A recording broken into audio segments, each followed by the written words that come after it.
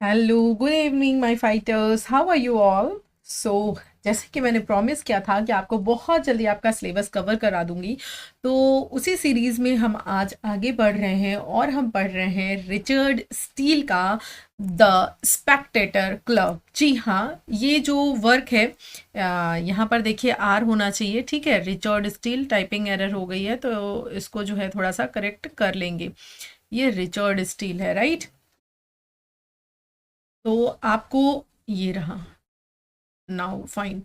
तो मैं ये कह रही थी कि ये हम कंप्लीट करने वाले हैं। ये जो द स्पेक्टेटर है, इसको हमने देखा था कि इसको मिलकर रिचर्ड स्टील एंड जो आपके एडिसन हैं, जोसेफ एडिसन, उन दोनों लोगों ने मिलकर इसको किया था। इसके पहले इनका आया था द टैटलर। द टैटलर का जो पब्लिकेशन है, जो द टैटलर है वो जो है बंद हो गई थी उसके बाद, क्योंकि जो द टैटलर है वो पॉलिटिकल ज़्यादा थी, यानी उस पर पॉलिटिकल जो आस्पेक्ट थे, जो क्रिटिसिज्म थी, वो सारी चीज़ें ये ज़्यादा लिखा करते थे। जिसकी वजह से जब चेंज हुआ था पॉलिटिक, इस पर जो आप कह सकते हो कि एस्पेक्ट चेंज हुआ था, तो चीज़ें क्या है चेंज हो गई थी। तो उसके बाद से ये बंद हो गया, तो ये अपना राइटिंग कैरियर जो है वो आगे लेकर चल सके और वहीं पर ब्रेक ना लग जाए, तो इन लोगों ने द स्पेक्टेटर क्या किया था, ले आया था। उसमें ये लोग पॉलिटिकल चीज़ों को बहुत ही कम, ना के बराबर डील करते थे। ज़्यादातर ये चीज़ों को सोशल रखते थे और क्रिटिसिज्म कर रहे हैं, ह्यूमर करें, ठीक किस तरह का बिहेवियर होना चाहिए, इन सारी चीज़ों पे ये लोग क्या करते थे, बात क्या करते थे द स्पेक्टेटर में। तो उसी में से एक जो है आपका क्लब, जिसे आप द स्पेक्टेटर नाम से जानते हैं, ठीक। मेनली इसको द क्लब के नाम से जाना जाता है। तो स्पेक्टेटर नंबर टू का ये है, जिसका टेक्स्ट भी हम देखेंगे, जिसके कैरेक्टर्स भी देखेंगे, राइटर की समरी भी देखेंगे। मतलब ओवरऑल कॉम्पैक्ट यहाँ पर पूरा नॉलेज आपको इससे रिलेटेड मिलने वाला है। तो चलिए फटाफट से हम बायोग्राफी से स्टार्ट करते हैं, क्योंकि बायोग्राफी से स्टार्ट करना एक स्मार्ट पॉइंट है। तो रिचर्ड स्टील की बात करें तो 1672 में इनका जन्म हुआ था और 1729 में इनकी डेथ हुई थी। सॉरी। तो बॉर्न इनका जो है एंड बैप्टाइजेशन जो डेट है वो है 12 मार्च 1672। कब है? 12 मार्च 1672 में है। कहाँ पर है? डबलिन आयरलैंड में। तो इनका जो बर्थ प्लेस है वो क्या है? डबलिन आयरलैंड है, ये आप याद रखेंगे। नेक्स्ट अगर इनकी डेथ डेट याद रखें हम, तो डेथ डेट है इनकी 1 सितंबर 1729। क्या है? 1 सितंबर 1729। और ये लगभग 57 ईयर्स की जो एज है वो इन्होंने यहाँ पर बिताई थी, इस पृथ्वी पर, इस अर्थ पर, इस दुनिया में। उसके बाद ये इस दुनिया को अलविदा कह दिए थे। कार्माथन वेल्स में इनकी क्या हुई थी? डेथ हुई थी। नेशनैलिटी बात की जाए तो इन्हें ब्रिटिश नेशनैलिटी जो है वो मिली हुई थी। और इनका जो आल्मा मीटर है, आल्मा मीटर आपके एग्जाम में पूछ दिया जाता है। तो आल्मा मीटर क्या है ये मैं ऑलरेडी बता चुकी हूँ। तो आल्मा मीटर जो है इनका वो कहाँ पे है? क्राइस्ट चर्च ऑक्सफोर्ड में, और सॉरी, मर्टन कॉलेज ऑक्सफोर्ड में है, ठीक है। Christ church Oxford and Merton college Oxford में क्या है इनका, ये आल्मा मीटर रहा है। अब आइए देखते हैं। तो जो रिचर्ड स्टील है was an Irish writer, play right and politician. तो इनका प्रोफेशन क्या है ये आपको पता होना चाहिए, क्योंकि एग्जाम में क्या है, यहाँ से क्वेश्चन पूछा जाता है। तो बिल्कुल आपको क्रिस्टल क्लियर होना चाहिए कि ये राइटर हैं, प्ले राइट हैं, पॉलिटिशियन भी हैं, ठीक है। है मतलब थे। He is remembered as co-founder with his friend Joseph Edition of the magazine The Tatler, ठीक है। इन दोनों लोगों ने साथ में लिखी थी। उसके बाद सर रिचर्ड स्टील से स्यूडोनिम वॉज इजैक ब्रिकस्टफ। ये जो इनका नाम है रिचर्ड स्टेल है, इन्होंने अपना सीडोनिम जो रखा था वो क्या रखा था? इजैक ब्रिकस्टफ जो है वो रखा था नाम, ठीक है। अब आइए इनके बारे में और कुछ चीज़ें देख लेते हैं। Steele's most important appointment in early part of Queen Anne's reign was the gazetteer, writer of London Gazette, ठीक है। यानी कि इनकी जो शुरुआती अगर बात करें तो शुरुआती दौर में जो क्वीन एनी थी, क्वीन एनी के शासनकाल के शुरुआती दौर में ही स्टील की सबसे महत्वपूर्ण जो नियुक्ति है वो सरकारी पत्रिका द लंदन गैजेट के गैजेटियर राइटर के रूप में हुई थी, ठीक है। इनकी जो फर्स्ट नियुक्ति आप कह सकते हो, फर्स्ट इन द सेंस जो सबसे इंपॉर्टेंट आप कह सकते हो स्टार्टिंग थी, वो कहाँ से थी?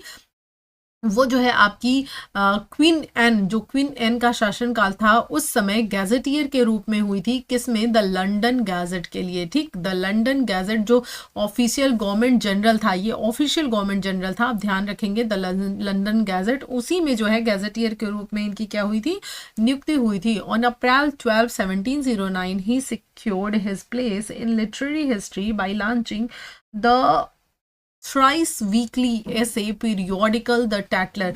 तो जैसे कि मैंने बताया ही कि द टैटलर पे जब इन लोगों ने काम किया था, ये द टैटलर है क्या आपसे पूछा जा सकता है, तो ये पीरियोडिकल एसेज का कलेक्शन है। तो द टैटलर पे जब इन लोगों ने वर्क किया था, उसको लॉन्च किया था, तो आप कह सकते हो कि इन्हें बहुत ज़्यादा एक कह सकते हैं नाम, नेम, फेम, पहचान जो है, ये सारी चीज़ें मिली थी। और ये वीक में जो है 3 बार क्या होती थी, प्रकाशित होती थी। ठीक है, और इसकी वजह से इन्होंने साहित्य के इतिहास में अपना जो नाम है वो दर्ज करा लिया था। ठीक, यानी इनकी अच्छी खासी पहचान हो गई थी। He wrote under the name of, जैसे कि मैंने बताया है इनका स्यूडोनिम है, इस नेम से ये क्या किया करते थे, अपने राइटिंग्स किया करते थे। In his writings he created the mixture of entertainment and instruction in manner and morals that was to be perfected in the spectator. इन्होंने जो है बात करें तो वे इस ये जो आपका रहा है कि इन्होंने अपने राइटिंग्स में, यानी अपनी रचनाओं में, मनोरंजन और जो शिष्टाचार और नैतिकता है, इन सब के उपदेश का एक मिश्रण प्रस्तुत किया है, किसमें, द स्पेक्टेटर में। जैसे कि मैंने आपको बताया, ये जो द टैटलर है ये भी पीरियोडिकल एसेज थे, लेकिन इसमें जो पॉलिटिकल चीज़ें हैं वो ज़्यादा कवर की जाती थी, पॉलिटिकल टॉपिक्स पे ज़्यादा सटायर, व्यंग, ह्यूमर बोला जाता था, किया जाता था। लेकिन जो स्पेक्टेटर है वो जो है वो बिल्कुल ही अलग था, और इसके बंद होने के बाद इसकी स्टार्टिंग हुई थी। तो इसमें आपको क्या दिखता है, मिक्सचर ऑफ एंटरटेनमेंट दिखेगा, मैनर्स दिखेंगे, मॉरल्स दिखेंगे, ये सारी चीज़ें इसमें जो है वो प्रेजेंट की गई हैं, दिखाया गया है। Steele wrote mention the purpose of the periodical, thus इन्होंने क्या है, इनके जो पीरियोडिकल्स थे उसका जो आप कह सकते हो कि जो भी पर्पस था, उस पर्पस को यहाँ पर प्रेजेंट किया है, बताया है। The general purpose of the whole has been recommended truth, innocence, humour and virtue as the chief ornament of life. ठीक है, यहाँ पर इन्होंने देखिए एकदम क्लियर शब्दों में कह दिया है कि इस पूरे कार्य का सामान्य उद्देश्य सत्य, निर्दोष और सम्मान और सद्गुणों को जीवन के प्रमुख आभूषणों के रूप में प्रकाशित करना है, दिखाना है। यानी जो लाइफ है, लाइफ का जो मुख्य ऑर्नामेंट है, उसका जो मेन आभूषण है वो है क्या, humour, sorry, honour, virtue, innocence, recommended truth, इन सारी चीज़ों को क्या बताया है उन्होंने कि जीवन का जो है वो आभूषण है। ठीक है, तो जीवन के सद्गुण, मतलब जो भी सद्गुण हैं, उन सद्गुणों को जीवन के प्रमुख आभूषण के रूप में दिखाया है कि यही जो मेन पर्पस है वो इसका मेन पर्पस है, इन्हीं चीज़ों को प्रकाश में लाना है। अब आगे देखिए, इन टैटलर की बात करते हैं। Can be seen strong ethical band, his attachment to the simple virtues of friendship, frankness and benevolence, his seriousness of approach tempered by the colloquial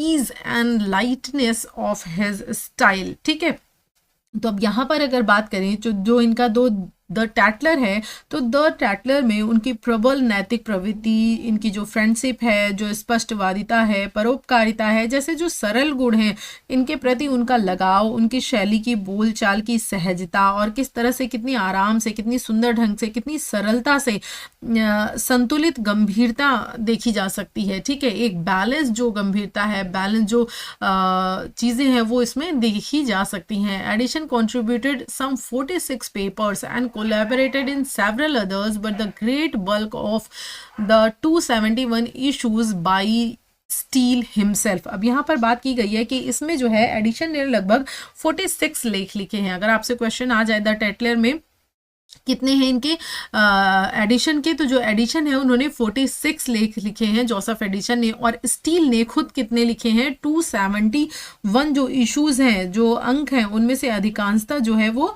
इनके द्वारा लिखे गए हैं। ठीक है, तो आप ध्यान रखोगे 46 इनके हैं, किसके, एडिशन के हैं। अब आइए फिर बात करते हैं the exact cause of the Tatler. अब यहाँ पर द टैटलर और द स्पेक्टेटर के बारे में थोड़ा सा मैं आपको बता दे रही हूँ, थोड़ी इन्फॉर्मेशन दे रही हूँ, आपके एग्जाम पर्सपेक्टिव से क्या है इंपॉर्टेंट है, आपको जानना चाहिए, ठीक है।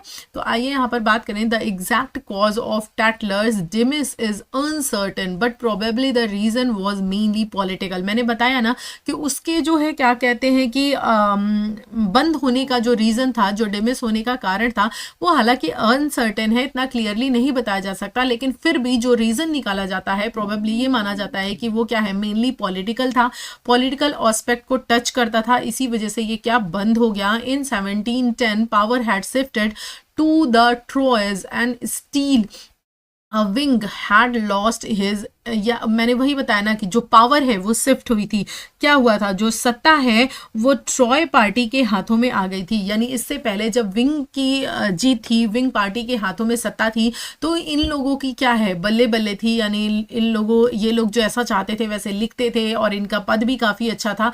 लेकिन बाद में आप देखोगे कि क्या होता है, इन लोगों को जो गैजेटियर का जो पद मिला था, गैजेट शिप का जो पद मिला था, वो क्या किया था, इन लोगों ने लॉस कर दिया था and came near of losing his post of commissioner of stamps. और कमिश्नर ऑफ स्टैम्प्स का यानी डाक टिकट का जो आयुक्त का पद था, वो भी खोने के कगार पर आ गए थे ये लोग। जब क्या हुआ था, जो शिफ्ट है वो चेंज हो गया था, यानी विंग से जो सत्ता है वो ट्रॉय के हाथों में चली गई थी। जब ट्रॉय पार्टी के हाथों में सारी की सारी सत्ता शिफ्ट हो गई थी, सब कुछ इनके पावर में आ गया था, तो चीज़ें क्या हो गई थी, बहुत ही चेंज होने लगी थी। उसके बाद देखिए The Tatler had contained a good deal of political innuendo।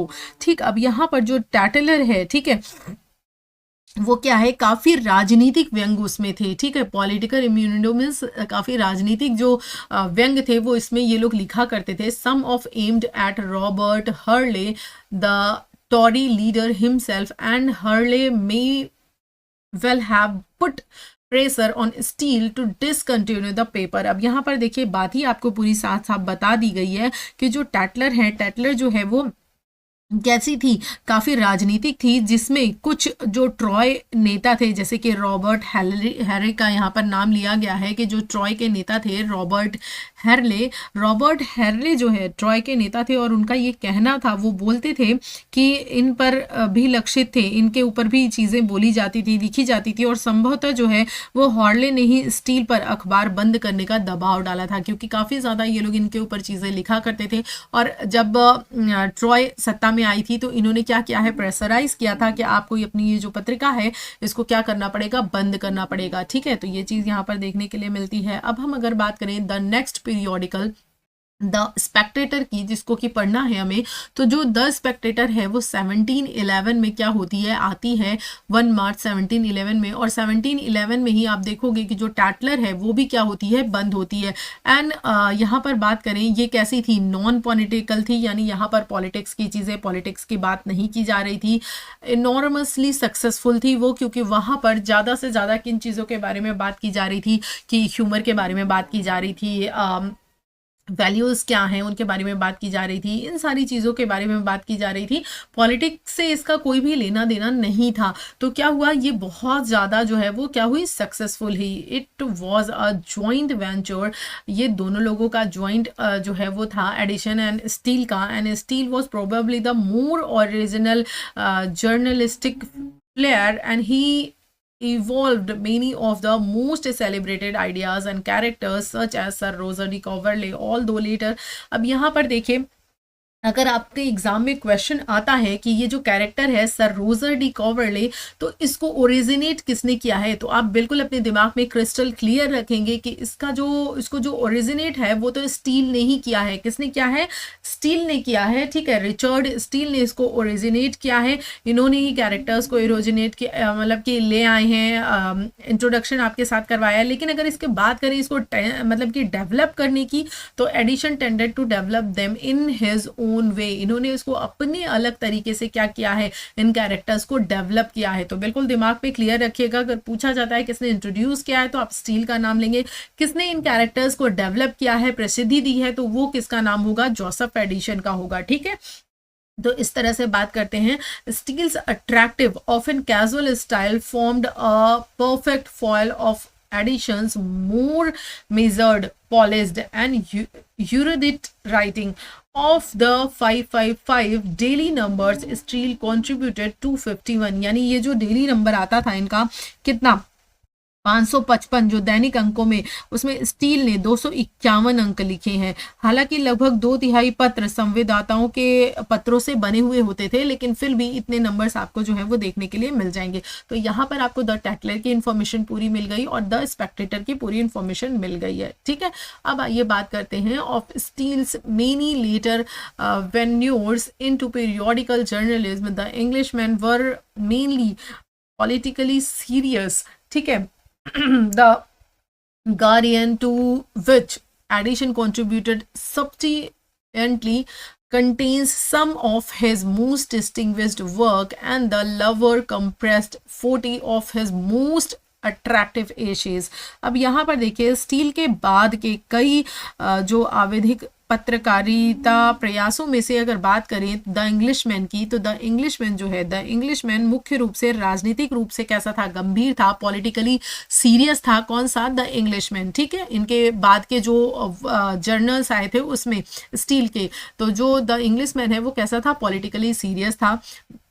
The guardian जो है अगर उसकी बात करें तो जो द गार्डियन है जिसमें एडिशन का महत्वपूर्ण योगदान था, में उनके कुछ सबसे उत्कृष्ट कार्य भी शामिल हैं, और द लवर में उनके 40 सबसे आकर्षक निबंध जो है वो संकलित हैं। किसमें? द लवर में 40 जो है इंपॉर्टेंट जो एसेस है वो इसमें इन्होंने ऐड किए हैं।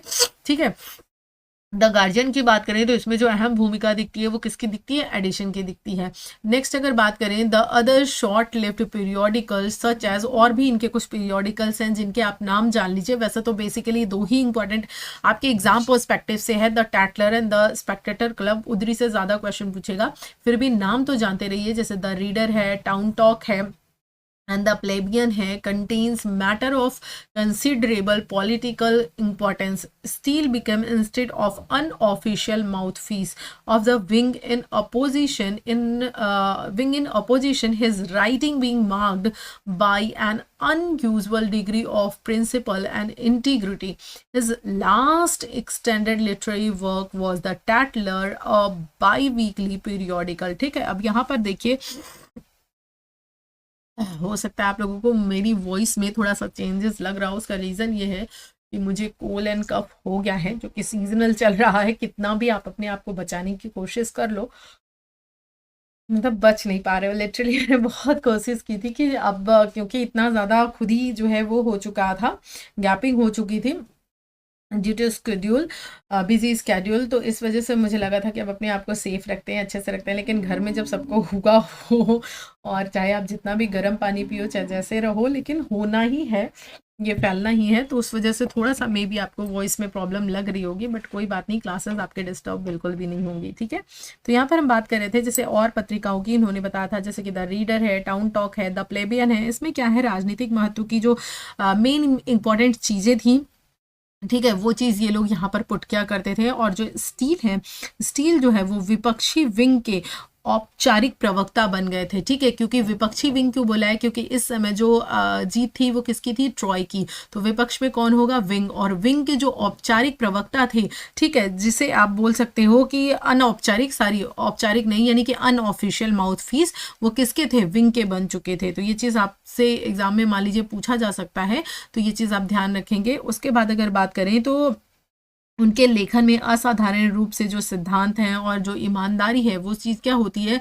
झलकती है, दिखाई देती है। और इनकी जो अंतिम विस्तृत साहित्यिक रचना है द थिएटर, जो कि एक पाक्षिक, एक वीकली, कैसी एक पाक्षिक पत्रिका थी। ठीक है, तो इतनी चीज़ें जो है वो मैंने आपको बता दी हैं। अब यहाँ पर आइए थोड़ी और चीज़ें जान लेते हैं, उसके बाद हम आगे बढ़ेंगे टेक्स्ट पर। ठीक है, टेक्स्ट की तरफ अब हम आगे जो है वो बढ़ने वाले हैं। टेक्स्ट को भी हम जल्दी से जल्दी क्या करेंगे? देखेंगे। ठीक है, तो इसके पहले थोड़ी सी चीज़ें और हैं जो इनके बारे में इंफॉर्मेशन है वो देख लेते हैं। जैसे Steele's political writing, had stirred up enough storm to make his career far from smooth। यानी इनका जो राजनीतिक लेखन रहा है, जो पॉलिटिकल राइटिंग रही हैं, वो कैसी रही है, वो पॉलिटिकल लेखन ने इतना विवाद खड़ा कर दिया कि उनका जो कैरियर है वो बिल्कुल स्मूथ नहीं रहा, फार फ्रॉम स्मूथ, यानी कि स्मूथ नहीं था, बहुत ही जिसे कह सकते हैं अप्स एंड डाउन्स थे। And he resigned as commissioner of stamps in 1713, यानी 1713 में उन्होंने क्या किया था, जो स्टैम्प्स ऑफ कमिश्नर का पद था उसको उन्होंने रिजाइन कर दिया था एंड इलेक्टेड टू पार्लियामेंट, और जो है क्या हुआ था, संसद के लिए ये चुने गए थे। But as a consequence of his anti Tory pamphlet, इन्होंने जो एंटी ट्रॉय पैम्फलेट लाया था, ठीक उसका कॉन्सिक्वेंस क्या हुआ था, आगे आप देखो, the importance of Dunkirk considered and the crisis, ये इनका जो एंटी पैम्फलेट था वो आप देख लीजिए, एंटी ट्रॉय पैम्फलेट था, उसका नाम है he was expelled from the House of Common and for seditious writing. अब यहाँ पर क्या हुआ, देखिए इनको पद तो मिला था पार्लियामेंट, यानी इन्हें संसद में चुना गया था, इलेक्ट किया गया था, लेकिन इन्होंने एंटी ट्रॉय पैम्फलेट लिख दिए थे ये दो, जिसके कारण से क्या हुआ था, इनको जो है वो एक्सपेल कर दिया गया था हाउस ऑफ कॉमन से। ठीक है, तो ये चीज़ आप ध्यान रखेंगे। राजद्रोहपूर्ण लेखन के कारण, किसके कारण, राजद्रोहपूर्ण लेखन के कारण इसको इनको वहां से हटा दिया गया था। Calmer weather however and rewarded followed on George accession, Steele was appointed to the congenial and fairly lucrative post of government of Drury Lane Theatre in 1714, knighted in 1715 and re-elected to parliament in the same year। यानी कि आप देखो फिर से क्या होता है, मतलब कितने अप्स एंड डाउन्स इनके कैरियर में थे, आप ये देख सकते हो। तो जो जब जॉर्ज फर्स्ट जो है, ये जो जॉर्ज फर्स्ट हैं, जॉर्ज फर्स्ट का एसेशन हुआ था, यानी कि जॉर्ज फर्स्ट जो हैं जब वो सत्ता में आए थे, तो उनके सत्ता में आने के बाद जो थोड़ा सा एटमॉस्फेयर था वो थोड़ा क्या हो गया था, शांत हो गया था, मौसम थोड़ा शांत हुआ था, और इनको क्या हुए थे, अवार्ड वगैरह, जो पुरस्कार वगैरह हैं, जो रिवॉर्ड वगैरह हैं, वो मिलना स्टार्ट हो गए थे। उसके बाद स्टील को 1714 में ड्रूई लेन थिएटर का गवर्नर जो है वो बना दिया गया था। ड्रूई लेन थिएटर के गवर्नर के अनुकूल और काफी आकर्षक जो पद है वो इनको दिया गया, नियुक्त किया गया था 1714 में। उसके बाद 1715 में इनको नाइट की उपाधि दी गई थी, और उसी वर्ष इन्हें संसद के लिए फिर से चुन लिया गया था। तो आप देखिए किस तरह से जो है जब पार्टीज चेंज होती हैं और पॉलिटिकल शिफ्ट होता है, तो किस तरह से राइटर्स के कैरियर में भी क्या होते हैं, चेंजेस आते हैं। तो ये चीज़ आप यहाँ पर देख रहे हैं। अब आइए देखिए, अब धीरे धीरे हम जो है वो बायोग्राफी के लास्ट फेज पर चल रहे हैं। तो यहाँ पर क्या है, स्टील की जो हेल्थ है वो धीरे धीरे क्या होने लगी, अत्यधिक जो है वो शराब लेने के कारण, ठीक है, ड्रिंक करने के कारण उनकी क्या हो गई, जो हालत है वो बिगड़ती चली गई, और लंबे समय तक वो किस चीज़ से, गाउट से, यानी गठिया से पीड़ित से, जिस डिजीज से मैं भी पीड़ित हूँ ठीक है, तो गाउट से वो लंबे समय से क्या है, पीड़ित थे। एंड नेवरदलेस फिर भी उन्होंने संसदीय कार्यों में पूरी जो अपनी निष्ठा है उसका पालन किया, और कुछ अनियमितताओं के साथ ड्रूई लेन थिएटर के प्रबंधन में भी अपना जो योगदान है वो दिया था। ठीक, मैनेजमेंट ऑफ ड्रूई लेन में भी उन्होंने अपना योगदान दिया था। And one of his main contribution of the theatre's prosperity was his last and most successful comedy, The Conscious Lovers। जो इनकी सक्सेसफुल कॉमेडी, आपसे पूछा जा सकता है इनके सक्सेसफुल कॉमेडी का नेम, तो आप इसको याद रखोगे, ये इंपॉर्टेंट है। वो कौन सी है, द कॉन्शियस लवर्स है। The conscious lovers 1722, one of the most popular plays of the century and perhaps the best example of the English sentimental comedy. English sentimental comedy का भी बेस्ट एग्जाम्पल है, successful भी रहा है। ठीक है, तो ये चीज़ जो है ये आपको पता होनी चाहिए कि इन्होंने अपने लास्ट समय में जो एक सफल कॉमेडी दी थी, द कॉन्शियस लवर 1720 में, जो इस सदी के नाटकों में शायद एक भावुक कॉमेडी का बिल्कुल सफलतम उदाहरण है। ठीक, तो इसको आप ध्यान रखेंगे, ये इंपॉर्टेंट है नाम।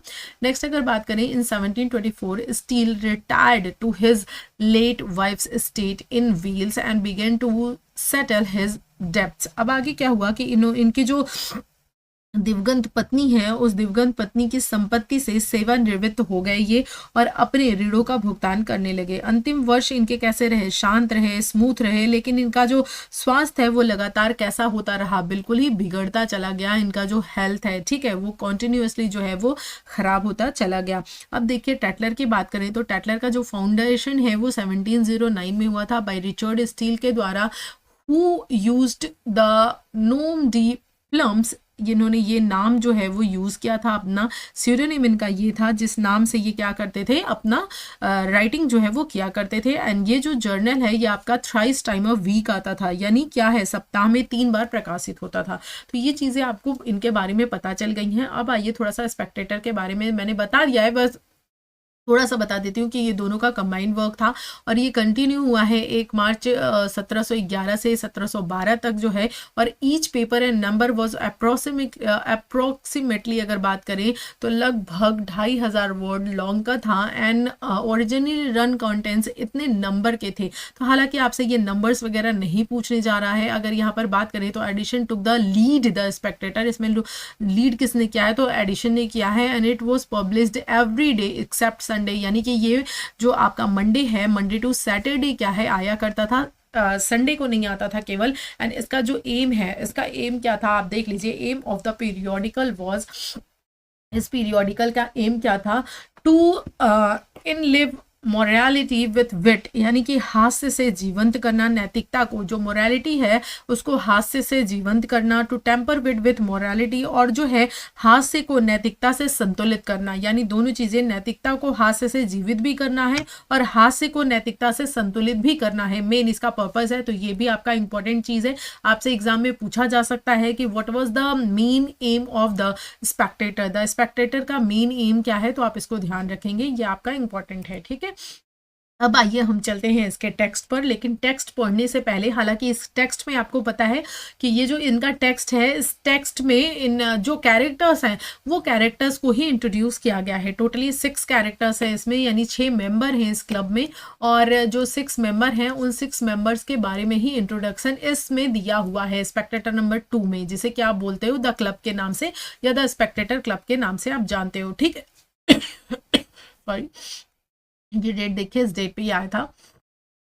तो लेकिन इसको दिखाने से पहले, इसको डिटेल में जाने से पहले मैं आपको कैरेक्टर दिखा देती हूँ, क्योंकि हो सकता है कुछ बच्चों को डिटेल में ना पढ़ना हो, तो उनके रेस्पेक्ट करते हुए हम पहले जो है कैरेक्टर्स को देख लेते हैं, उसके बाद हम बैक आकर टेक्स्ट भी देख लेंगे। जिन बच्चों को पूरा टेक्स्ट पढ़ना है वो टेक्स्ट भी देख लेंगे, मैं उनको लाइन बाय लाइन टेक्स्ट भी एक्सप्लेन कर दूंगी, ठीक है। टेक्स्ट देखिए इतना बड़ा है, अगर आप चाहो तो आप इसको स्किप भी कर सकते हो, डायरेक्टली कैरेक्टर्स को पढ़ लो, ठीक है।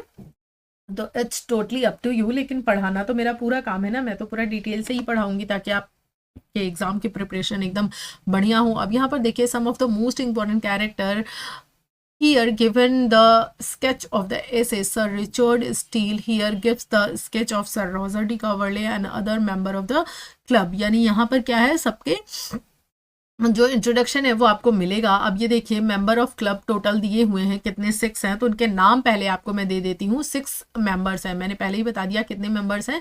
तो स्पेक्टेटर क्लब में, इस क्लब में 6 मेंबर हैं, जिसमें सबसे फेमस और सबसे ज़्यादा इंपॉर्टेंट है सर रोजर डी कॉवरले, तो इनका नाम आप याद रखेंगे। दूसरा जो है द टेम्पलर है, जो कि एक प्रोफेशन से लॉयर है, लेकिन इसे बहुत ज़्यादा अपना जो प्रोफेशन है उससे प्यार उतना ज़्यादा नहीं है जितना कि इसको लिटरेचर से, साहित्य से, इन सारी चीज़ों से प्रेम है, तो ये आप ध्यान रखेंगे। थर्ड कैरेक्टर आपका सर एंड्रयू फ्रीपोर्ट है, नेक्स्ट है कैप्टन सेंट्री है, विल हनीकॉम्ब है, एंड द लास्ट कैरेक्टर है आपका 6 नंबर का द क्लैरिजी मैन है। तो ये 6 आपके टोटल कैरेक्टर हैं इसमें। अब आइए हम कैरेक्टर्स को देख लेते हैं, और कैरेक्टर्स में आपको देखना क्या है, कैरेक्टर्स में आपके एग्जाम में क्वेश्चन आएगा इनकी क्वालिटीज से, कि पहला तो ये ध्यान रखना है कि इन कैरेक्टर्स का प्रोफेशन क्या है, यानी ये क्या थे बाय प्रोफेशन, दूसरा इनकी क्वालिटी क्या है, 2 चीजें आपको बिल्कुल पकड़कर चलनी है, यहाँ से एग्जाम में क्वेश्चन बन सकता है। तो फर्स्ट कैरेक्टर है सर रोजर डी कॉवरले, जिनके बारे में हमने ऑब्वियसली देख लिया है। सर रोजर एट होम में काफी अच्छा नेचर है, काफी जॉली नेचर है, हालांकि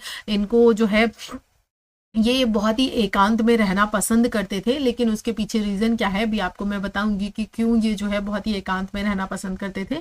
उससे पहले देख लेते हैं। The first member of the Spectator club is Roger de Coverley. First member कौन है? रोजर डी कॉवर्ले हैं।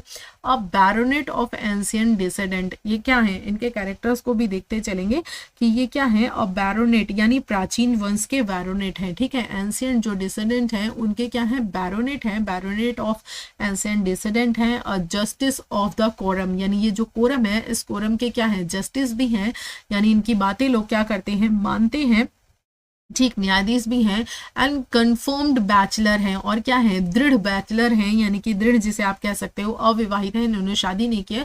रीजन आगे आपको पता चलेगा क्या है। A man of singular behaviour. ये क्या है? A man of singular behaviour हैं, यानी कि जो है विलक्षण स्वभाव के व्यक्ति हैं ये, जिनको कि आप देखोगे कि अकेले रहते हैं। जनरली अकेले रहने वाला पर्सन सीरियस होता है, किसी से उतना मतलब नहीं रखता, थोड़ा रूड होता है, लेकिन नहीं ये मतलब कि सिंगल रहते हैं, अकेले रहते हैं, लेकिन इनका नेचर जो है वो कैसा है? ये बहुत ही जो है जॉली नेचर के हैं, चेयरफुल हैं, खुश रहते हैं, अपने आसपास के लोगों को खुश रखते हैं। लेकिन इनका मानना ये है कि हर व्यक्ति जो है जो काम कर रहा है उस काम में कमी है, उस काम में गलती है, इनका ये मानना है, जिसकी वजह से इनके आसपास के जो लोग हैं वो और ज़्यादा बेहतर तरीके से काम करने की कोशिश करते हैं कि वो प्रूव कर सकें कि नहीं वो और बेहतर काम कर रहे हैं और अच्छा काम कर रहे हैं और लोगों को खुश रखते हैं, और ये भी लोगों को खुश रखते हैं। तो ये जो इनका नेचर आपको देखने के लिए मिलेगा। नेक्स्ट है a great lover of Mankind, यानी मनुष्य को बहुत ज़्यादा प्रेम करने वाले हैं, जैसे कि मैंने बताया मानवता से प्रेम करते हैं, जॉली नेचर के हैं। And one who is popular both with man and with women, यानी कि ये दोनों में, यानी पुरुषों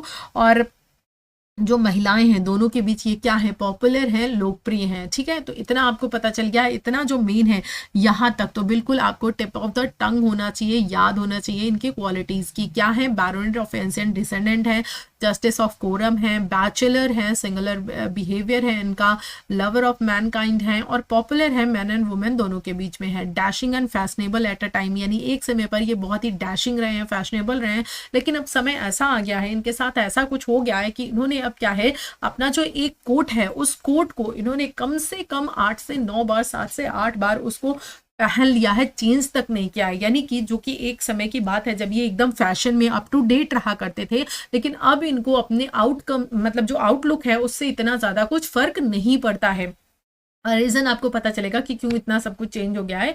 ही बिकेम सीरियस, वो सीरियस हो चुके हैं अब, जबकि पहले जो है बहुत ही जॉली नेचर ऐसे थे, अब क्या हो गए हैं, काफ़ी हद तक सीरियस हो गए हैं, लेकिन अभी भी लोगों को खुश रखते हैं। Remained so for year and a half after he had been crossed in love by a perverse beautiful widow of the next county of him, यानी यहाँ पर देखिए आपको रीजन दे दिया गया है, द रीजन बिहाइंड कि क्यों वो इतने सीरियस हो गए हैं, गंभीर हो गए हैं, क्योंकि 1.5 वर्ष तक गंभीर रहे हैं ये। उसके पीछे रीजन ये है कि जब उनकी पड़ोसी जिले की एक महिला जो कि बहुत ही कुटिल सुंदर विधवा थी, उसने इनको प्रेम में क्या कर दिया? धोखा दे दिया था, ठीक है। तो अब आपको रीज़न पता चल गया कि किस वजह से जो है इनका नेचर जो है चेंज हो गया, क्यों ये इतने ज़्यादा फैशनेबल थे, अब ऐसे रहने लगे हैं कि एक ही कोट को इतनी बार पहन रहे हैं और बहुत ज़्यादा अकेले अकेले रहने लगे हैं। इनका जो है वो मतलब विश्वास उठ गया है, अब ये किसी के ऊपर इस तरह से ट्रस्ट नहीं कर पा रहे हैं, किसी महिला के ऊपर। तो उसके पीछे रीज़न ये है कि एक जो है सुंदर कुटिल जो विडो है यानी कि विधवा थी, उससे इन्हें प्यार हो गया था और उसने इनको क्या कर दिया था? धोखा दे दिया था, जिसकी वजह से इनका नेचर ऐसा हो गया है। He is now in 50s and 60s year, यानी कि ये अपने 50 और 60 की उम्र में जो है वो हैं, ठीक है। और 56 वर्ष के जो हैं ये हैं 56, यानी कि 56, वही आप 50-60s में रख सकते हो, यानी 56 वर्ष के हैं, चेयरफुल हैं, गे हैं, हर्टली हैं, though rather withered in his appearance and he is very careful of his servants, यानी ये अपने सर्वेंट्स का बहुत ही ज़्यादा ध्यान रखते हैं। Continuous to wear a coat and doublet of the same cut that were in fashion at the time of his disappointment in love, यानी कि ये क्या है? आज भी उसी कट का कोट और जैकेट पहनते हैं जो उनके प्रेम में निराशा के समय फैशन में था। यानी कि जब उनको उस औरत ने धोखा दिया था उस समय जो कोट फैशन में था, जो उन्होंने पहन रखा था, वही कोट वो आज तक भी पहनते आ रहे हैं, इन्होंने उसको चेंज नहीं किया है। ठीक है, तो ये चीज़ आपको पता होनी चाहिए। ये था इनके कैरेक्टर के बारे में। ये अपने जो नौकर हैं उनको इस तरह से खुश रखते हैं, इस तरह से उनका ध्यान रखते हैं कि 30-30 वर्षों से ज़्यादा तक उनके साथ जो नौकर हैं, उनके जो सर्वेंट हैं वो बने हुए हैं। वो अपने डॉग्स का भी बहुत अच्छे से ख्याल रखते हैं। ये आपने सर रोजर एट होम में बहुत डिटेल से इनके कैरेक्टर के बारे में पढ़ लिया है। ठीक है, तो ये जो द स्पेक्टेटर क्लब है द रिचर्ड इनका रिचर्ड स्टील का, तो इसमें जो फर्स्ट कैरेक्टर है सर रोजर, उसको मैंने आपको बता दिया। इनकी क्वालिटीज आप ध्यान रखेंगे। नेक्स्ट जो दूसरा कैरेक्टर है द टेम्पलर, ये जो कैरेक्टर है ये भी इंपॉर्टेंट है, यानी कि ऑल 6 कैरेक्टर्स आपको ध्यान रखने हैं। तो ये क्या है, ये सम्मान में दूसरे स्थान पर पाया जाने वाला यानी रहने वाला सज्जन और क्लब का एक और प्रतिभाशाली अविवाहित युवक है। ये भी कैसा है, अनदर बैचलर है। ठीक है, चूंकि प्रोफेशन से क्या है, लॉयर है, तो आप ये ध्यान रखेंगे, ये आपके लिए इंपॉर्टेंट पार्ट बन जाता है कि प्रोफेशन क्या है। तो ये लॉयर है, who is more interested in estates than in law of lands, a man who is familiar with the life and writing of the ancients and delicate observer of present happenings and an excellent critics. अब यहाँ पर बात की गई है कि जो वकील थे लेकिन देश और कानून से अधिक उनको किस चीज़ में इंटरेस्ट था, रंगमंच में यानी स्टेज पे, राइटिंग्स में, और उनको जो लिटरेचर है उसमें ज़्यादा रुचि थी, कानून, देश, इन सारी चीज़ों से ज़्यादा। और जो है वो जो है अपने प्राचीन काल के जीवन और लेखन से भली भांति वो क्या थे, परिचित थे कि प्राचीन काल में किस तरह से लेखनी हुआ करती थी, किस तरह से लेखन किया जाता था, किस तरह, मतलब कि वो राइटर नहीं थे, ठीक है, लेकिन फिर भी उनको जो है एंशियंट राइटिंग्स का, इन सारी चीज़ों का बहुत ज़्यादा ज्ञान था, बहुत ज़्यादा नॉलेज था। ठीक है, तो ये चीज़ एक थोड़ा सा विरोधाभास है इनके कैरेक्टर में, लेकिन आपको पता होना चाहिए कि ये बाय प्रोफेशन लॉयर थे, लेकिन इनकी जो ज़्यादा रुचि थी वो किस में थी, रंगमंच में थी, लेखनी में थी, लेखन में थी, इन सारी चीज़ों में थी।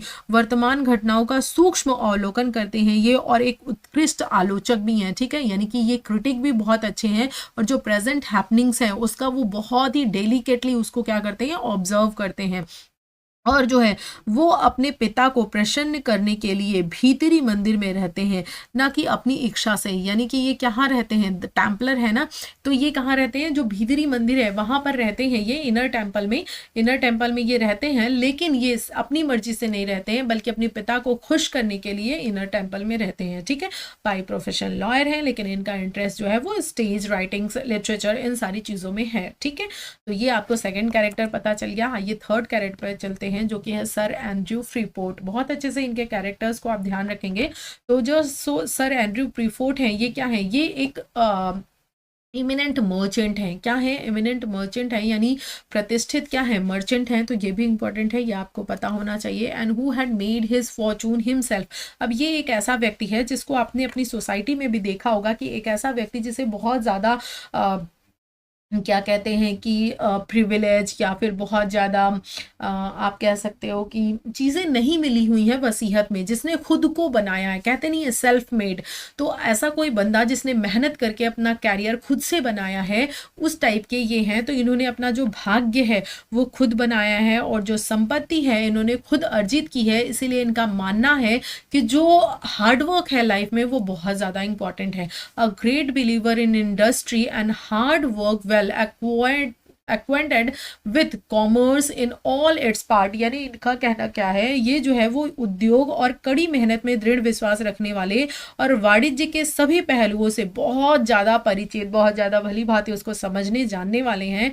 और इनका मानना है कि ब्रिटेन हथियारों के प्रयोग की तुलना में अपने व्यापार का विस्तार करके अधिक शक्तिशाली बन सकता है। यानी इनका कहना है कि ब्रिटेन को जो है वो जितना फोकस जो है वो एक्सटेंड कर रहा है अपने आर्म्स पर, यानी हथियारों पर, उससे ज़्यादा अगर वो अपने ट्रेड पर, अपने व्यापार पर फोकस कर ले तो वो और ज़्यादा आगे बढ़ सकता है। ठीक है, यानी कि ब्रिटेन को बहुत ज़्यादा आर्म्स पर फोकस नहीं करना चाहिए, बल्कि ट्रेड पर फोकस करना चाहिए, जिससे वो और ज़्यादा तेज़ी से उभरती हुई कंट्री बन सकती है।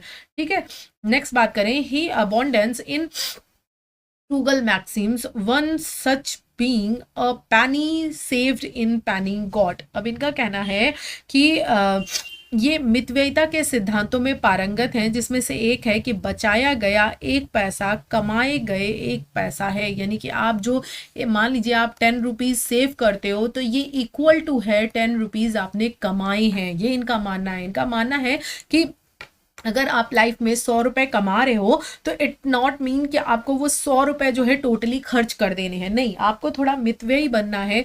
आपको अपनी चीज़ों को लिमिट करनी है, अपनी इच्छाओं को थोड़ा लिमिट करना है और जितना ज़रूरी है उतना ही खर्च करना है। बाकी आपको क्या करना है, बचाना है।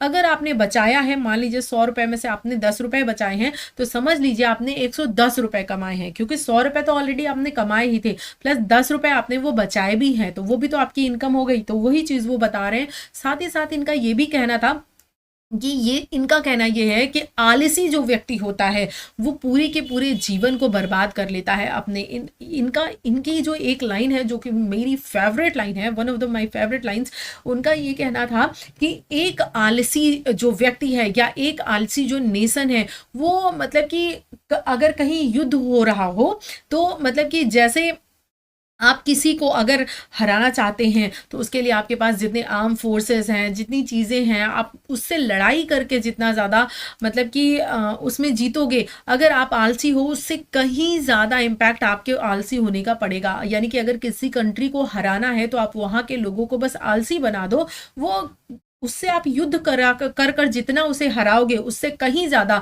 अगर वहाँ के लोग आलसी हो गए तो वो कंट्री हार जाएगी। तो इनका कहने का मतलब ये है कि लाइफ में अगर सबसे बुरी कोई चीज़ है तो वो है आलस्य। अगर इंसान के अंदर आलस्य है तो वो इंसान अपना जीवन कभी भी नहीं बना सकता, और चूंकि वो अपना जीवन नहीं बना सकता तो वो राष्ट्र को भी पीछे खींच रहा है। तो ये इनका मानना था, ठीक है, सर एंड्रयू फ्रीपोर्ट का। नेक्स्ट अगर आगे बात करें कैप्टन सेंट्री की, तो ये क्या है, इंटेलिजेंट है, करेजियस है, ठीक है, मॉडेस्ट मैन है, owns a small state is काफी तकलीफ हो रही है बोलने में, गले में ऑलरेडी पेन है और ज्यादा पेन हो रहा है, ठीक। एन इंटेलिजेंट, ये बुद्धिमान है, साहसी हैं, और कैसे हैं, एक विनम्र व्यक्ति हैं जिसके पास एक छोटी सी क्या है, स्मॉल स्टेट है, यानी एक छोटी सी जागीर है। और वे सर रोजर के अगले उत्तराधिकारी भी हैं। जो सर रोजर हैं, सर रोजर के नेक्स्ट हेयर भी हैं, अगले उत्तराधिकारी भी हैं। He left the military profession partly because he found that those in the army could rise by merit alone। अब इनका ये मानना है कि इन्होंने जो सैन्य पेशा है यानी जो मिलिट्री प्रोफेशन है उसको इन्होंने छोड़ दिया, और इसलिए छोड़ा क्योंकि इन्होंने पाया कि सेना में लोग केवल योग्यता के बल पर ही पदोन्नति पा सकते हैं, ठीक है। इस वजह से इनका मानना है कि इन्होंने जो है इसको क्या किया है, ये जो इनका मिलिट्री प्रोफेशन है इसको इन्होंने छोड़ दिया है, और वे सेना में उन लोगों की निंदा नहीं करते जो केवल योग्यता के बल पर पदोन्नति पाते हैं। इसीलिए इसके लिए उन्हें अपने दावे प्रस्तुत करने और अपने वरिष्ठों का विश्वास जीतने की आवश्यकता होती है। वे एक ईमानदार और स्पष्टवादी स्वभाव के व्यक्ति हैं, बहुत ही ऑनेस्ट नेचर के हैं एंड फ्रैंक नेचर है उनका, ठीक है। तो इनका मानना ये था कि ये इन्होंने पहली बात तो मिलिट्री प्रोफेशन छोड़ दिया, और इन्होंने कहा है कि मिलिट्री में सिर्फ जिसकी योग्यता है उस व्यक्ति को होना चाहिए, और अगर वो व्यक्ति अपने जो ऊपर के लोग हैं अगर उनके सामने दावा प्रस्तुत करता है, उनको खुश करता है, उनका विश्वास जीतता है, तो वो उसकी नेसेसिटी है, वो उसकी नीड है, वो उसकी ज़रूरत है, ठीक है। नेक्स्ट बात करें 5 की, तो विल हनीकॉम का कैरेक्टर पढ़ते हैं। विल हनीकॉम जो है इनके बारे में देखते हैं, ये कैसे हैं। उम्र दराज होने के बावजूद इतने बूढ़े नहीं लगते हैं, यानी कि ये जो है क्या है, बहुत ही ज़्यादा फैशनेबल रहे हैं, ये अपने लुक्स पे काफ़ी ज़्यादा ध्यान देते हैं, और इस वजह से इनकी जितनी उम्र है, ये जैसे अनिल कपूर के बारे में कहा नहीं जाता कि उम्र तो इनके ऊपर असर ही नहीं कर रही है, यानी कि समय का इनके ऊपर कोई असर ही नहीं हो रहा। तो लाइक दैट ये भी कैरेक्टर है कि इनकी उम्र काफ़ी ज़्यादा है, लेकिन जितनी उम्र है उतने ज़्यादा ओल्ड ये लगते नहीं हैं। ही is very ready with the kind of talk that pleases women। ये हमेशा महिलाओं को प्रसन्न करने वाली बातों को करने में कैसे हैं, माहिर हैं। तो आपसे पूछा जा सकता है कि इन सारे कैरेक्टर्स में से ये क्वालिटी किसकी है, ऐसे ही करके एग्जाम में आ सकता है, तो आपको क्वालिटीज़ पता होनी चाहिए। He knows all about women's fashion, इनको सब कुछ पता है, यानी टोटल ABCD वुमेन के फैशन के बारे में पता है, सारी जानकारी है। वे हमेशा से एक शिष्ट पुरुष रहे हैं और महिलाओं के मामले में एक ईमानदार और नेक इंसान रहे हैं, यानी कि ऐसा नहीं है कि इनका फ्लैटरी नेचर है, इनका हाँ इंटरेस्ट है इनको, चीज़ों को नॉलेज रखते हैं, जानते हैं, लेकिन ये ऑनेस्ट एंड वर्दी मैन है, ठीक है। वेल हनीकॉम, तो ये इनका कैरेक्टर है। अब नेक्स्ट और लास्ट कैरेक्टर है द क्लैरिजी मैन का। ये कौन है? Philosophical individual of general writing, great sanctity of life and the most exact breeding. अब यहाँ पर ये क्या है, ये पादरी जो है ये एक दार्शनिक, सर्वज्ञानी और पवित्र जीवन जीने वाला और उच्च कोटि का संस्कारी व्यक्ति है। कैसा है? ग्रेट सेंचुरी ऑफ लाइफ, यानी कि उच्च कोटि का संस्कारी व्यक्ति है, सीखने वाला है, फिलोसफिकल है यानी कि दार्शनिक है, पवित्र है, सर्वज्ञानी है, ठीक है। तो ये इनकी क्वालिटी है। और अगर बात करें कि इनकी ईमानदारी उसे क्या है, उसे अनुयायी दिलाती है, यानी कि लोग क्या है इनका अनुसरण करते हैं, इन्हें फॉलो करते हैं, इनको फॉलोवर्स दिलाती है, क्योंकि इनकी लाइफ ऐसी रही है। जब किसी की लाइफ अच्छी होती है, उसके लाइफ में कोई भी दाग नहीं है उसके कैरेक्टर पर, तो लोग उसको क्या करते हैं, फॉलो करने लग जाते हैं। तो इनके जो फॉलोअर्स हैं वो इनकी क्वालिटीज़ के कारण हैं। He seldom takes an initiative in starting a discussion, यानी कि ये कभी जो है चर्चा शुरू करने में शायद ही कभी पहल करते हैं, यानी कि ये शांत रहते हैं, ये डिस्कशन को स्टार्ट नहीं करते हैं, but treats a religious topic with much authority. लेकिन जो रिलीजियस टॉपिक्स हैं, जो धार्मिक विषय हैं, उन पर ये अत्यंत अधिकारपूर्वक क्या करते हैं, विवेचन करते हैं, बात करते हैं। क्योंकि एक जिसे कहते हैं कि पादरी हैं, क्लैरिजी मैन है, तो इनका इंटरेस्ट उसी तरफ है और उन टॉपिक्स पे ये ज़्यादा बात करते हैं। और जो सांसारिक मामले हैं, सांसारिक मामलों में उनकी रुचि कैसी है, बिल्कुल ना के बराबर है, यानी लिटिल, बहुत ही ना के बराबर उनका जो इंटरेस्ट है वो वर्ल्डली अफेयर्स में है। इनका ज़्यादातर जो इंटरेस्ट है वो किस में है, वो रिलीजियस टॉपिक्स में है। ये रिलीजियस टॉपिक्स को बहुत अच्छे से डील करते हैं, डिस्कस करते हैं, ठीक है। तो ये हो गया इनके कैरेक्टर के बारे में। अब जो है ये क्रिटिकल रिमार्क है, ये हम लास्ट में देखेंगे। अब ये जो है जिन लोगों को सिर्फ कैरेक्टर पढ़ना था वो लोग जा सकते हैं, आपका कैरेक्टर कंप्लीट हो गया। बट जिन लोगों को टेक्स्ट पढ़ना है, आइए उन लोगों को मैं टेक्स्ट बता देती हूँ, फटाफट से खत्म करूंगी, ज़्यादा टाइम नहीं लूंगी, फटाफट से इसको आपको एक्सप्लेन करूंगी, ठीक है। यहाँ पर आपको क्या है, डिटेल से पता चल जाएंगी चीज़ें यहाँ से, ठीक है। जैसे कि आप जानते हैं मैं टेक्स्ट को रीड नहीं करूंगी, क्योंकि आपके जो प्रोज और फिक्शन ये वाला जो पार्ट है जो कि हम पढ़ रहे हैं, इसमें बहुत ही लेंदी टेक्स्ट है। अगर उनको रीड करने चलेंगे तो एग्जाम के बाद भी सिलेबस कंप्लीट नहीं हो पाएगा। तो आई होप आप समझ रहे होंगे चीज़ों को। और आइए डिस्कस करते हैं। तो देखिए सबसे पहले यहाँ पर है the first of our society is gentleman of Worcestershire of an ancient descend a baronet, his name Roger de Coverley. अब यहीं पर है, उन्हीं सब के बारे में दिया है लेकिन डिटेल से दिया है। तो सबसे पहले कैरेक्टर का नाम क्या है, सर रोजर डी कॉवरले। उनकी कैरेक्टरिस्टिक्स आपको दे दी है, एन एंशिएंट डिसेंडेंट बैरोनेट है, ठीक है, और इस सोसाइटी से हैं, यानी कि ये हमारे समाज के पहले सदस्य वॉर्सेस्टायर के एक प्रतिष्ठित बैरोनेट रहे हैं, यानी वंशज रहे हैं, ठीक है। His great grandfather was inventor of that famous country dance which is called after him, यानी कि उनके जो परदादा हैं उस प्रसिद्ध लोक नृत्य के आविष्कारक रहे हैं जिनका नाम उन्हीं के नाम पर रखा गया है, ठीक है। यानी कि उनके जो ग्रेट ग्रैंडफादर रहे हैं वो बहुत ही अच्छा डांसर रहे हैं, और उन्होंने जो है वो जो नृत्य है, जो डांस है, उसका आविष्कार किया और उसको उन्हीं के नाम पर जाना जाता है, ठीक है। इस क्षेत्र को जानने वाले सभी लोग सर रोजर के गुणों और विशेषताओं से भली भांति परिचित हैं। ये अपने व्यवहार में बहुत ही विलक्षण है, इनकी समझ जो है वो बहुत ही अच्छी है। ये रीति रिवाज के, हालांकि जो संसार के रीति रिवाज हैं, जो वर्ल्ड के रीति रिवाज हैं, उससे क्या है, थोड़े से हटकर हैं, कटकर हैं, यानी कि उनकी क्या करते हैं, ये उनके विपरीत हैं। क्योंकि इनका मानना है कि जो संसार है, जो वर्ड है, word is in the wrong, यानी जो संसार है वो गलत है, वो गलत काम कर रहा है, संसार का हर व्यक्ति गलत है, इनका ये मानना है, ठीक है। अब यहाँ पर देखिए, ये आपसे एग्जाम में पूछा जा सकता है कि किस कैरेक्टर का मानना है कि word is in the wrong, तो सर रोजर डी कॉवरले का है, ठीक है। ये आप ध्यान रखेंगे, इंपॉर्टेंट है। However his humour creates him no enemy, जिसके कारण इनका जो ह्यूमर है, इनकी जो ह्यूमर करने की, विनोद करने का जो स्वभाव है, इसके कारण इनके कभी भी कोई एनिमी बने नहीं है, हमेशा ये मित्रवत ही रहे हैं। और जो है ये किसी भी बात को कड़वाहट और हट से नहीं करते हैं, बल्कि ये रूढ़ियों, तौर तरीकों से मुक्त होना और उसे बहुत ही सहज और जानने वालों के लिए बहुत ही प्रसन्न करने वाला, इस हिसाब से सक्षम बनाते हैं। जब वे शहर में होते हैं तो वो सोहो स्क्वायर में रहते हैं। कहाँ पर रहते हैं, सोहो स्क्वायर में रहते हैं। ये आप ध्यान रखोगे कि उनका जो शहर में घर है वो कहाँ पर है, सोहो स्क्वायर में है।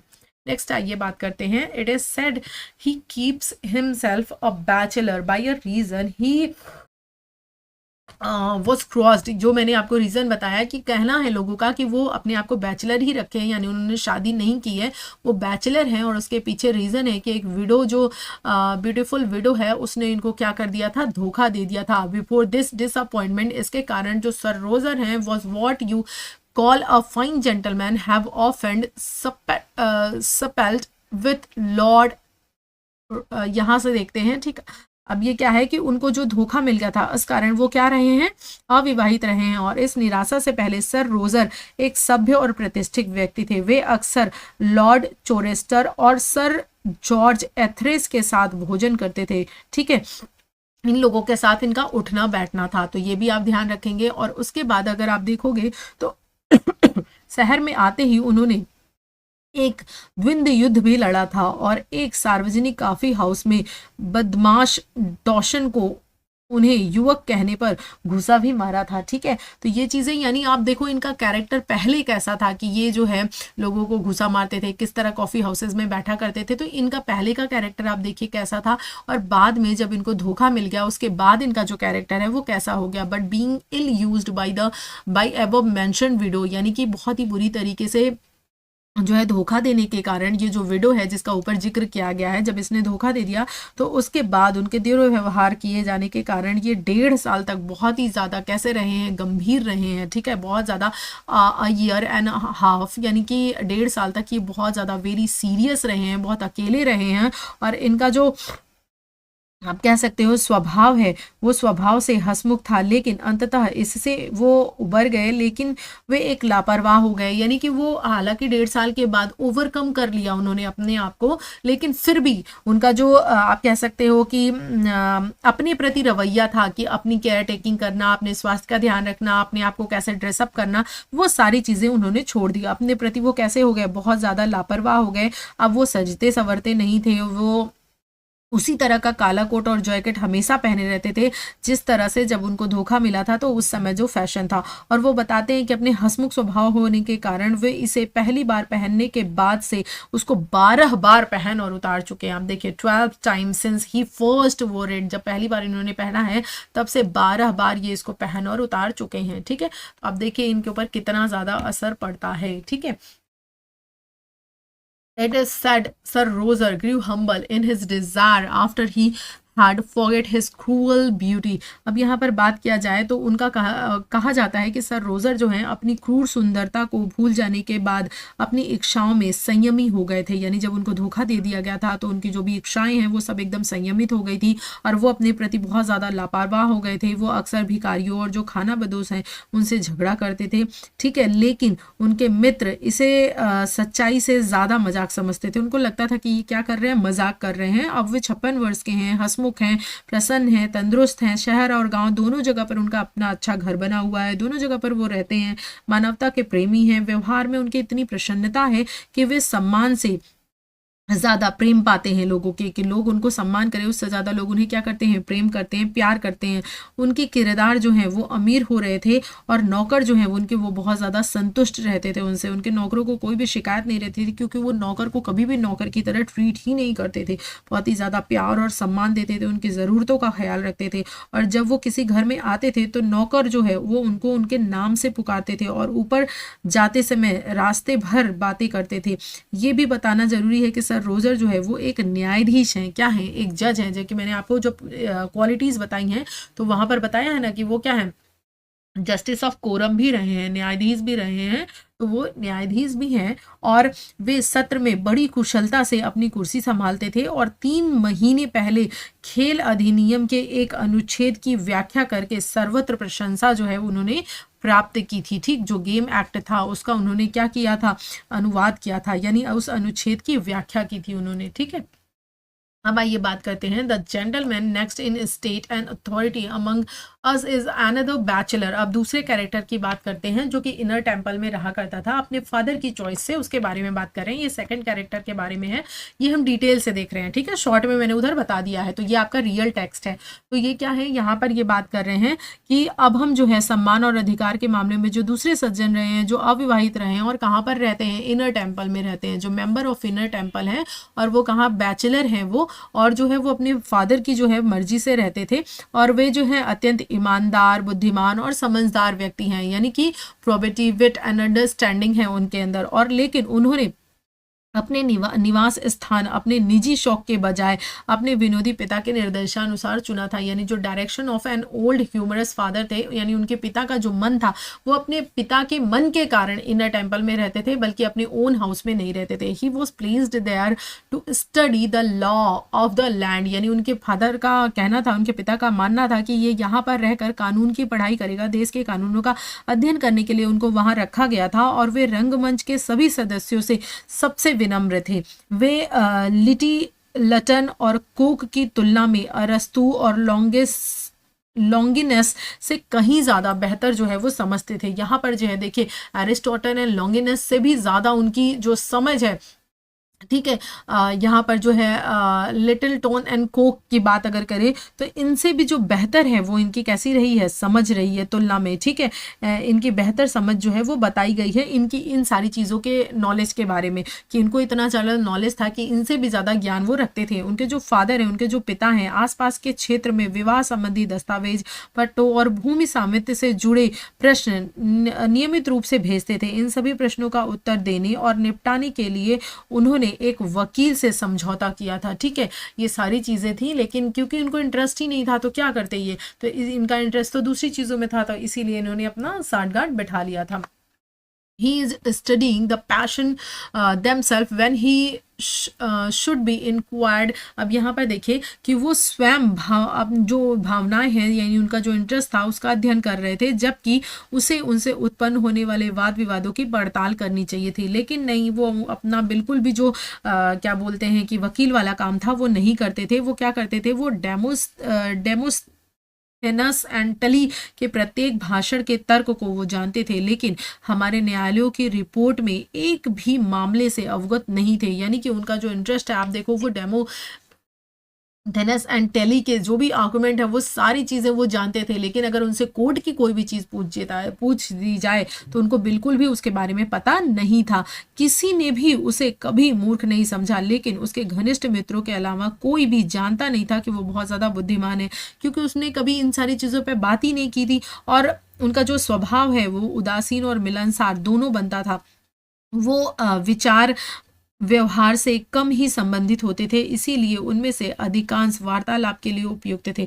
पुस्तकों के प्रति उनका जो लगाव है वो उसके युग के लिए कुछ अधिक ही उपयुक्त था। उसके लगभग सभी पुस्तकें उन्होंने पढ़ रखी थी, लेकिन कम को ही वो पसंद करते थे। यानी सारी पुस्तकें उन्होंने पढ़ी थी, लेकिन उन्हें कुछ ही पुस्तक जो है वो जो है अप्रोप्रिएट लगती थी, पसंद आती थी, ठीक है, सारी नहीं पसंद थी। और रीति रिवाज से उनकी जो परिचितता है और कस्टम से उनकी जो परिचितता है और उनके मैनर्स, एक्शन एंड राइटिंग कार्यों, लेखकों से प्रभावित होकर वर्तमान संसार में घटित होने वाली घटनाओं का सूक्ष्म अवलोकन करने में वो सक्षम थे। यानी बहुत ही, जिसे कह सकते हैं कि एक्यूरेट ऑब्जर्वर थे, वो एक्सीलेंट क्रिटिक भी थे, ठीक है, अपने टाइम के। और उन्होंने जो है नाटक का समय ही उनका कार्य समय होता था, यानी जो नाटक का समय होता था उसी समय वो अपना काम किया करते थे। और ठीक 5 बजे वो न्यू इन से होकर रसेल कोर्ट पार करते थे और नाटक शुरू होने तक विल के यहाँ कुछ देर रुकते थे, रोज थिएटर में प्रवेश करते थे और नाई की दुकान पर अपने जूते पॉलिश करवाते थे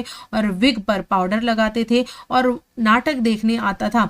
यानी जब वो नाटक देखने आता था तो दर्शकों के लिए अच्छा ही होता था, क्योंकि अभिनेता को यही इच्छा होती है कि वे उसे प्रसन्न रखे, ठीक है। तो ये सारी चीज़ों की बात करें, यानी आप खुद ही देखो इनके कैरेक्टर से कि इनका इंटरेस्ट किधर था, सिर्फ और सिर्फ एक्टिंग, स्टेज, इन सारी चीज़ों की तरफ था। कानून से रिलेटेड इनको कुछ भी नॉलेज नहीं थी। अब थर्ड जो कैरेक्टर है वो किसका है, वो सर एंड्रयू फ्रीपोर्ट का है।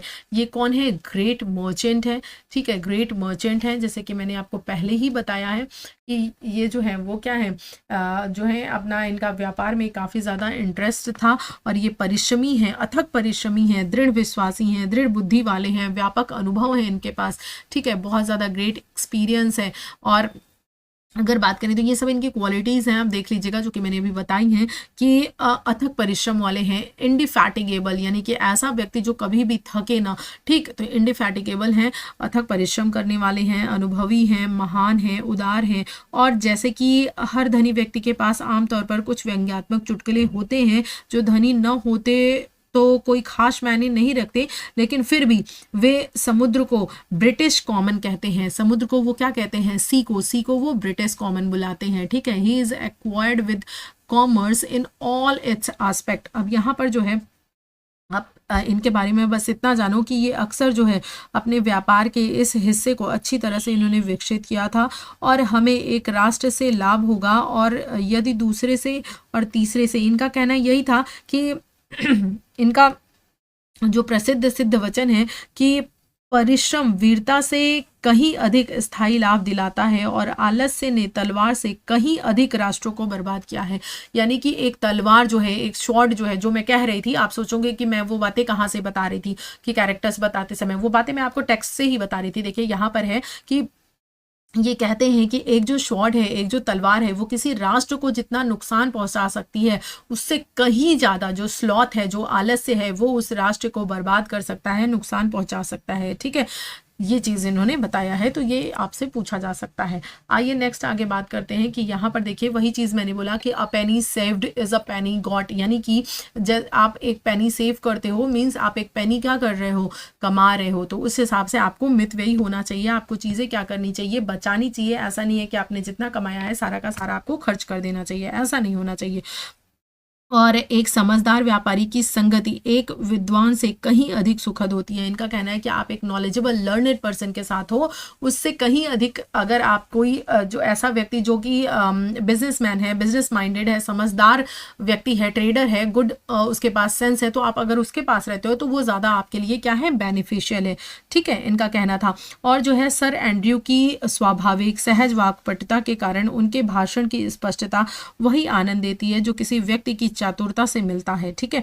उन्होंने अपना धन स्वयं अर्जित किया है और कहते हैं कि इंग्लैंड अन्य राज्यों से उतने ही सरल तरीकों से समृद्ध हो सकता है जितने सरल तरीकों से वे स्वयं अन्य लोगों से समृद्ध हैं। जिस तरह से जितनी इजीली वो, और भी जो उनके यहाँ पर लोग हैं उनसे जितनी इजीली वो रिच हैं, ठीक है, रिचर हैं, उसी तरह से जो इंग्लैंड है वो भी क्या है? और देशों से और जगहों से क्या हो सकता है? समृद्ध हो सकता है। हालांकि साथ ही मैं उनके बारे में ये भी आपसे कहना चाहूँगा कि जिस जहाज के वे मालिक हैं उसकी दिशा में हवा का रुख अवश्य हो, जो है हो। उनका कहना ये है कि चीज़ें जो है वो आपके अकॉर्डिंग होनी चाहिए, ठीक है।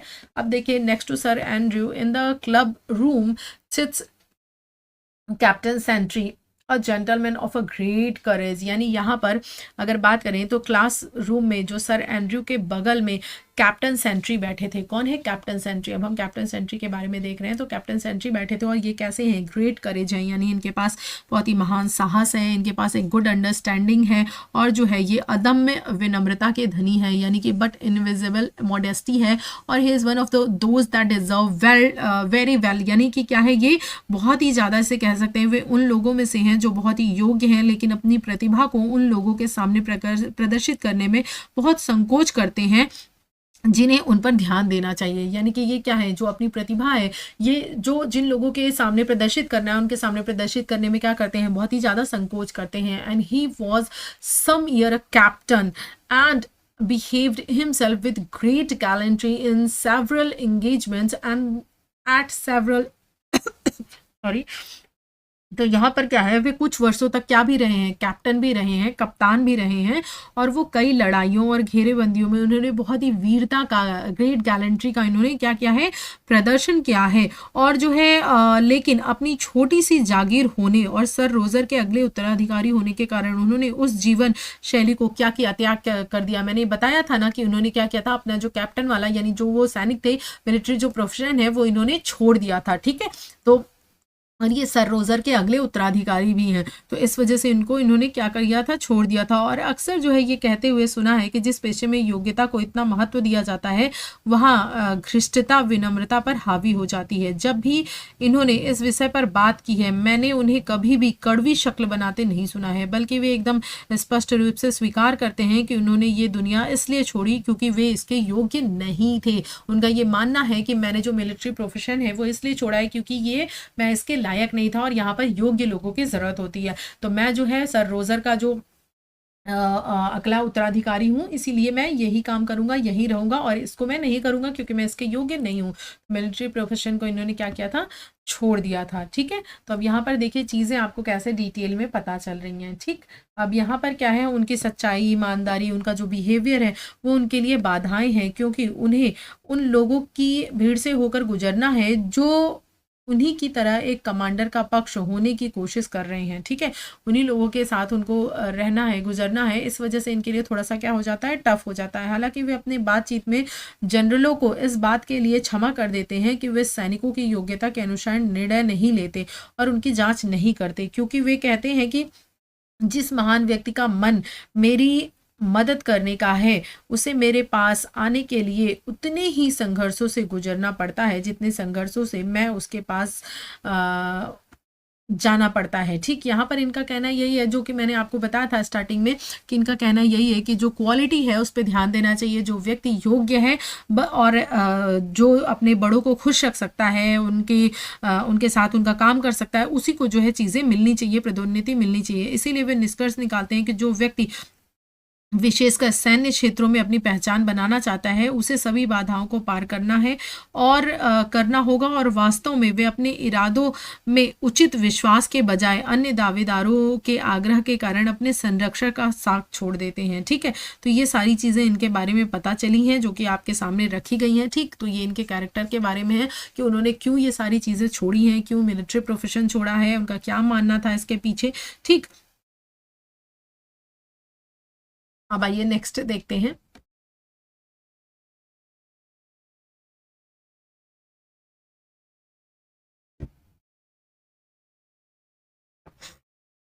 ठीक है, ये देखिए आगे क्या है, ये तो बस वही है। अगर बात करें कि हमारा जो समाज है वो हास्य कलाकारों का समूह न लगे जो इस युग के शिष्टाचार और सुखों से अनुभोग्य हो, इसीलिए हमारे बीच विल हनीकॉम जैसा सज्जन मौजूद है। अब यहाँ पर किसका कैरेक्टर आ गया, आपका विल हनीकॉम का कैरेक्टर जो है आपके सामने इंट्रोड्यूस कर दिया गया है। अब आइए विल हनीकॉम के बारे में पढ़ लेते हैं कि विल हनीकॉम जो है वो कैसा है।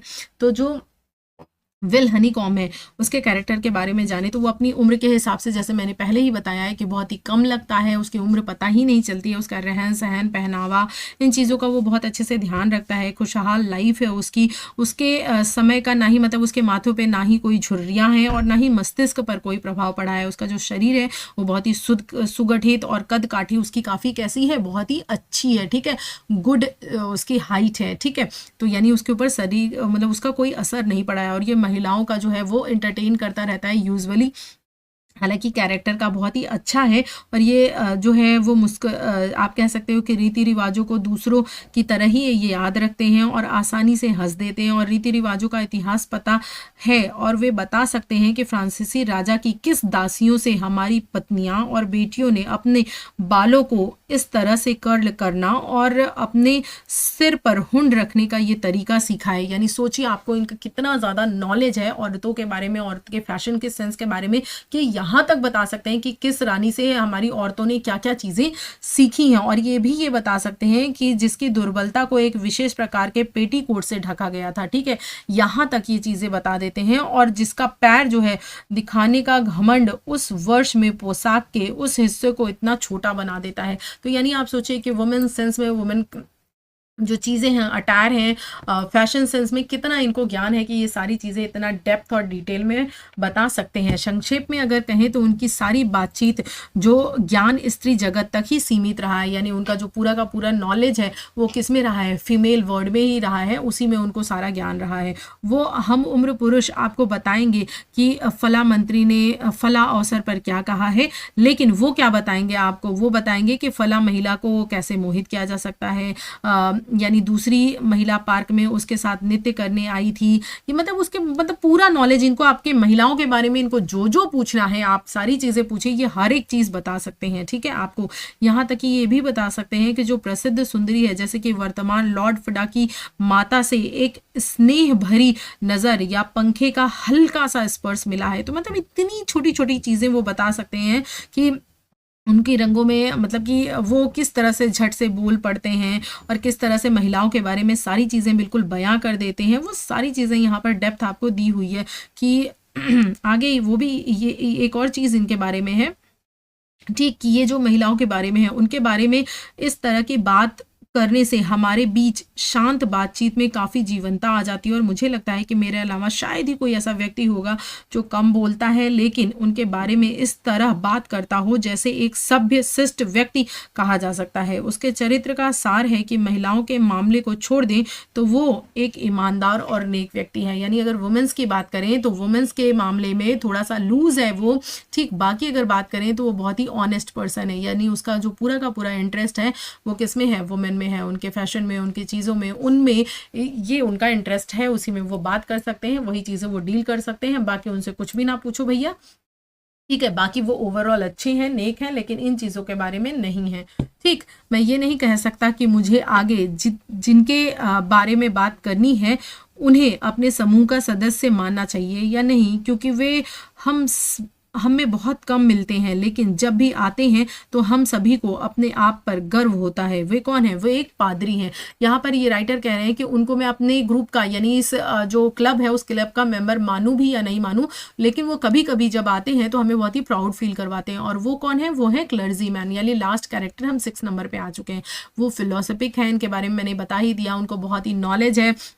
वो इधर उधर की बातें नहीं करना चाहते हैं, बातों को स्टार्ट नहीं करना चाहते हैं, यानी कन्वर्सेशन को, डिस्कशन को मतलब स्टार्ट नहीं करना चाहते हैं। लेकिन जब भी वो बात करते हैं तो वो किस चीज़ पे बात करना पसंद करते हैं? वो धर्म पे बात करना चाहते हैं, वो जीवन की जो ईमानदारी है उस पर बात करना चाहते हैं, वो सत्यनिष्ठा पर बात करना चाहते हैं। अगर आप उनसे इन सारी चीज़ों पर बात करिए तो वो बहुत ही अच्छे से बात करेंगे, चीज़ें आपको समझाएंगे, अपना पॉइंट ऑफ व्यू रखेंगे। लेकिन आप उनसे सांसारिक चीज़ों के बारे में अगर बात करोगे तो वो इंटरेस्ट नहीं दिखाते हैं। ठीक है, अब यहाँ पर देखिए वही चीज़ें जो है, ये सेल्डम इंट्रोड्यूस, यानी वो अपने विषय का परिचय बहुत कम देते हैं। लेकिन हम इतने वृद्ध हो चुके हैं कि उनके सभी प्रवचन किसी और के कहे पर सहमति जताते जैसे लगते हैं। लगता है कि जैसे वो किसी और के कहे पर क्या कर रहे हैं, सहमति जता रहे हैं, क्योंकि हमने इतनी बार उनकी जो बातें हैं वो सुन रखी हैं। जब वे हमारे बीच होते हैं तो हम सब उनसे किसी दिव्य विषय पर बोलने की उत्सुकता रखते हैं कि ठीक है वो कुछ अच्छे विषय पर बोलें, क्योंकि सांसारिक विषय पे तो बोलेंगे नहीं, जिससे वे हमेशा बड़े अधिकार के साथ क्या करते हैं, प्रस्तुत करते हैं। ऐसा लगता है जैसे कि वो उन्हीं का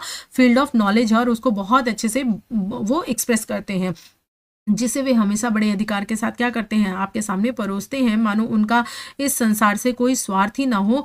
वे आशा करते हैं कि उनकी सभी जो इच्छाएं हैं उन्हीं की हो और वे मूल स्थान की ओर अग्रसर हों। आमतौर पर यही हमारे साथी होते हैं। उनका मानना है कि आपका जो नॉलेज है, आपकी जो चीज़ें हैं वही है, बाकी ये जो संसार है, ये जो दुनिया है, ये जो वर्ल्ड है जिसमें हम जी रहे हैं, ये सब बेकार है, व्यर्थ है, ये सब एक दिन छूट जाना है। ठीक है, तो ये था पूरा टेक्स्ट के बारे में। टेक्स्ट के बारे में देखिए मैंने आपको इसलिए बता दिया था कि आप समझ सको कि टेक्स्ट में क्या है। इनके सारे लोगों के 6 लोगों के कैरेक्टर ही दिए हुए हैं और बहुत ही डिटेल और डेप्थ के साथ दिए हुए हैं। ठीक है, तो ये चीज़ें हैं। एक मिनट